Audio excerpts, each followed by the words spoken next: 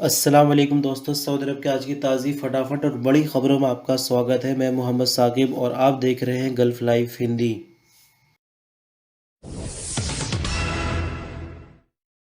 इस वीडियो में खबर आज काफ़ी इंपॉर्टेंट है। फ़्लाइट के बारे में बात होगी, लेकिन उससे ही पहले आपको एक ज़रूरी खबर ये बता दें कि Saudi information technology and communication ने 9200 से शुरू होने वाले सभी नंबरों पर अब कॉल फ्री कर दी है।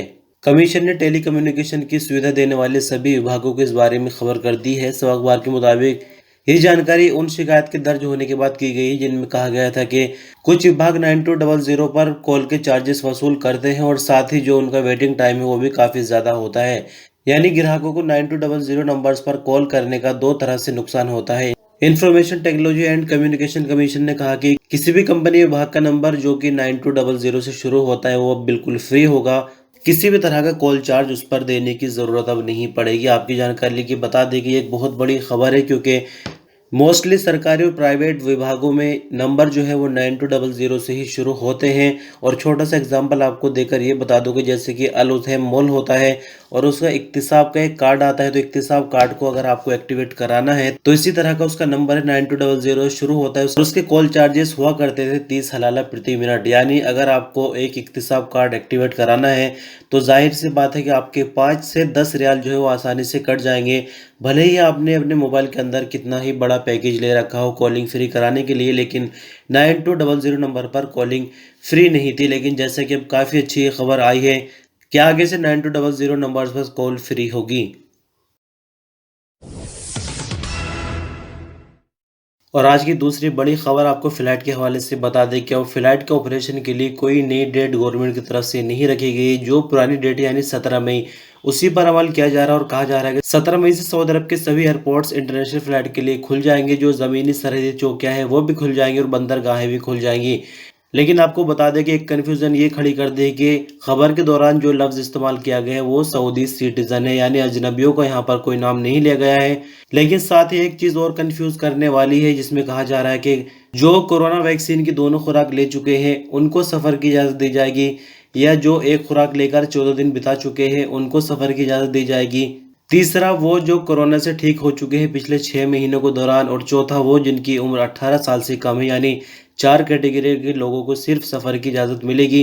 एक चीज़ और यहाँ पर सामने नहीं आई है कि आखिरकार किन किन देशों के लिए फ़्लाइट का ऑपरेशन शुरू होगा, ये भी जानकारी हमें नहीं मिल पा रही। सिर्फ खबर के माध्यम से ये जानकारी मिल रही है कि 17 मई से फ़्लाइट का ऑपरेशन शुरू हो जाएगा। अब कोई नई डेट गवर्नमेंट की तरफ से नहीं दी जाएगी।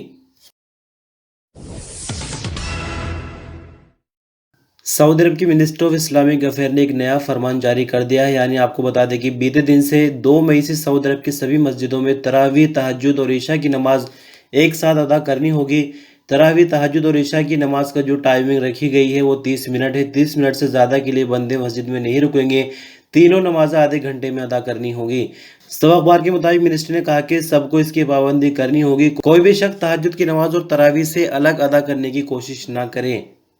इस खबर पर और आगे नहीं बढ़ेंगे, लेकिन छोटा सवाल आपके लिए छोड़ देते हैं कि क्या ये पॉसिबल है कि तीनों तरह की नमाज़ें एक साथ अदा की जाए। चलिए, तरावी और ईशा की नमाज़ एक साथ हो रही थी, उसकी टाइमिंग भी कम कर दी गई थी गवर्नमेंट की तरफ से, लेकिन अब तहज्जुद के लिए भी कहा जा रहा है कि तीनों ही नमाज़ें एक साथ अदा करनी होगी। जबकि तहज्जुद का जो अमूमन टाइम होता है वो सहरी से पहले का होता है। तो इस तरह से गवर्नमेंट का ये फैसला आपकी नज़र में कैसे है, कमेंट के रूप में बता सकते हैं। अगली बड़ी खबर फाइनेंस मिनिस्टर की तरफ से। जी हाँ दोस्तों, आपको बता दें कि वैल्यू टैक्स जो है वो कम होने के चांसेस पूरी तरह से सऊदी अरब में नज़र आने लगे हैं। फाइनेंस मिनिस्टर मोहम्मद अल जिदान का कहना है कि हालात जैसे ही बेहतर होते हैं वैल्यू टैक्स के बारे में गौर किया जाएगा। आगे फाइनेंस मिनिस्टर का कहना है कि जिस तरह से कोरोना का संकट हम पर आकर पड़ा और कुछ भी समझ नहीं आया, इकोनॉमी एकदम से डगमगा गई थी, तो ऐसे में और क्या कदम उठाया जा सकता था इसके अलावा, क्योंकि यही कदम उठाना आसान लगा गवर्नमेंट को और हमने इस पर अमल करते हुए टैक्स को 5 से 15% बढ़ा दिया। लेकिन जैसे कि हालात अभी आहिस्ता आहिस्ता रूटीन पर आ रहे हैं, सऊदी अरब तरक्की की तरफ बढ़ रहा है और आने वाले 1 से 5 सालों के बीच जो टैक्स है वैल्यू टैक्स वो 15 से 5% पर दोबारा से पहले का जैसा कर दिया जाएगा। लेकिन आपकी जानकारी के लिए बता दें कि इसके लिए कोई डेडलाइन क्लियर नहीं की गई है। यानी खबर के मुताबिक 1 साल तक तो सेम ऐसे ही चलना ही है, लेकिन 1 साल से 5 का टाइम दिया गया है। उस बीच जो है वैल्यू टैक्स पर गवर्नमेंट काम करेगी और वैल्यू टैक्स को घटाया जाएगा।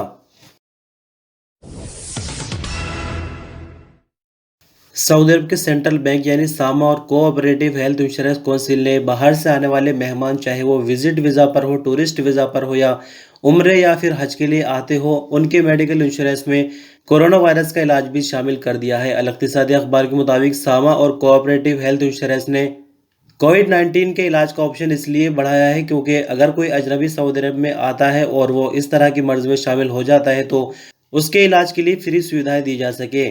यहाँ पर सऊदी गवर्नमेंट की तरफ से एक और बड़ा ऑप्शन ये रखा गया है कि अगर कोविड किसी को हो जाता है तो इलाज भी फ्री होगा, आइसोलेशन वगैरह सभी का खर्च मेडिकल कार्ड के अंदर ही शामिल होगा। लेकिन अगर कोई इमरजेंसी आ जाती है और एयर एम्बुलेंस की ज़रूरत पड़ती है तो वो भी इसी स्कीम के अंदर शामिल है, यानी जो मेडिकल कार्ड होगा उसी के ज़रिए फ्री एयर एम्बुलेंस की सुविधा भी दी जाएगी सऊदी गवर्नमेंट की तरफ से सऊदी अरब आए हुए मेहमान को।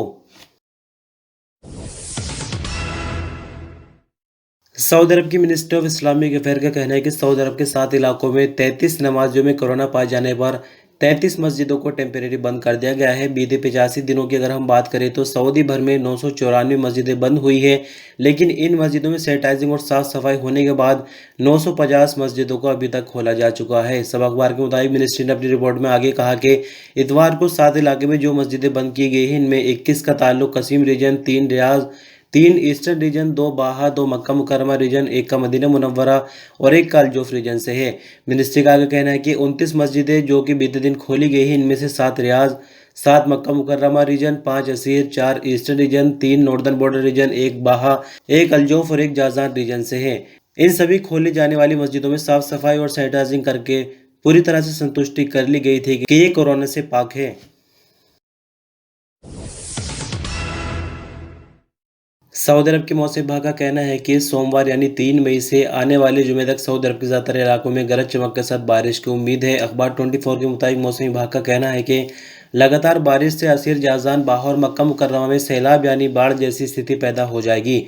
मक्का मुकर्रमा के पश्चिमी इलाकों, जाज़ान के समुद्र तटीय इलाकों पर बारिश मध्यम दर्जे की होगी।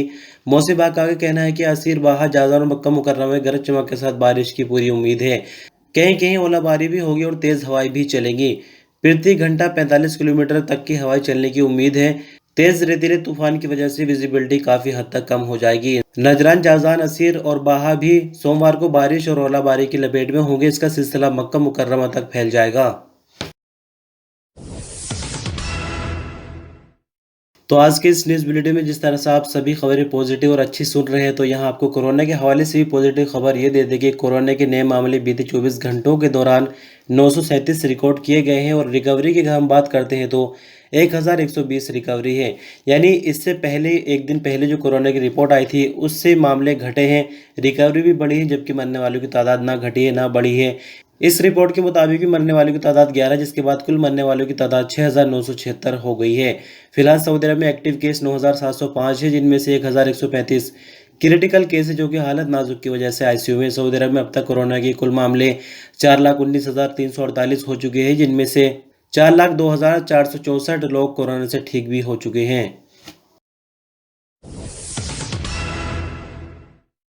सऊदी अरब की मिनिस्ट्री ऑफ कॉमर्स के प्रवक्ता अब्दुल रहमान हुसैन का कहना है कि शॉपिंग मॉल्स और दुकानों को खोलने के लिए 24 घंटे की इजाज़त दे दी गई है। मिनिस्ट्री ऑफ कॉमर्स ने यह फैसला ग्राहकों का रश यानी भीड़ कम करने के लिए किया है, लेकिन शर्त ये लगाई गई है कि जो भी शॉपिंग मॉल या फिर दुकान या फिर होटल वगैरह 24 घंटे खुद को खुला रखना चाहते हैं उनको परमिट लेने की ज़रूरत होगी।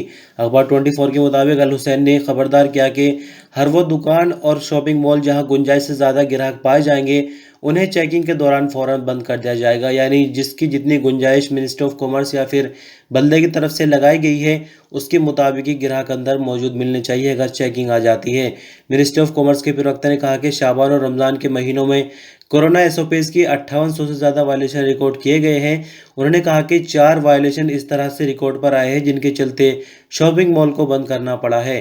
आगे मिनिस्टर ने लोगों से अपील की है कि वो ऐसे वक्त में शॉपिंग के लिए ना जाए जब ज़्यादा भीड़ होती है। बेहतर होगा कि ऑनलाइन शॉपिंग को प्राथमिकता दी जाए, यानी जो चीज़ें ऑनलाइन ख़रीदी जा सकती हैं उनको ऑनलाइन ख़रीदा जाए। अगर ऑनलाइन चीज़ें नहीं मिल रही है और बाज़ार जाना ही है तो ऐसे वक्त का चुनाव करें जब भीड़ ज़्यादा ना हो।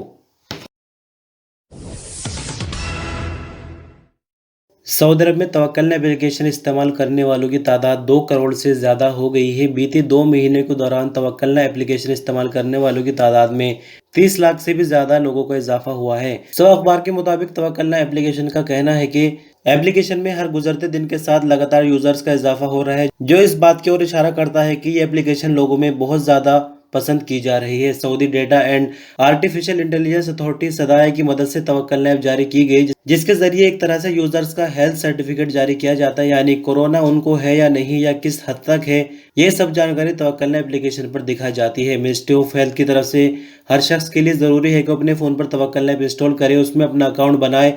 ऐसे लोग जिनका तवक्कलना पर अकाउंट नहीं है वो किसी मार्केट या दफ्तर के अंदर दाखिल नहीं हो सकते। सऊदी मिनिस्ट्री ऑफ इंटीरियर का कहना है कि बीते 5 दिनों के दौरान सऊदी भर में कोरोना एसओपीज की 25,000 से ज्यादा वायलेशन रिकॉर्ड किए गए हैं। अखबार 24 के मुताबिक मिनिस्ट्री ने आगे कहा कि रिकॉर्ड किए गए वायलेशन बीते हफ्ते से ज्यादा है, यानी बीते हफ्ते 24,000 वायलेशन रिकॉर्ड किए गए थे और इस हफ्ते 25,000 वायलेशन रिकॉर्ड पर आए हैं। मिनिस्ट्री ने आगे कहा कि सबसे ज्यादा वायलेशन 7,800 रियाज रीजन, जबकि मक्का Mukarramah reason 5,400, eastern region 4,000 violation के साथ तीसरे नंबर पर रहा। सबसे कम वायलेशन 133 नजरान में रिकॉर्ड हुए हैं, जबकि कम वायलेशन के हवाले से जाजान दूसरे नंबर पर रहा। नॉर्दर्न बॉर्डर रीजन तीसरे नंबर पर, जाजान में 156 और नॉर्दर्न बॉर्डर रीजन में 348 वायलेशन रिकॉर्ड पर आए हैं। तो दोस्तों, इस तरह से खबरों का सिलसिला बस यहीं तक। आप वीडियो पर अंत तक बने रहे, आपने अपना कीमती टाइम देने के लिए बहुत बहुत शुक्रिया। आज की खबर आपको कैसी लगी कमेंट के रूप में बता सकते हैं। अल्लाह हाफिज़।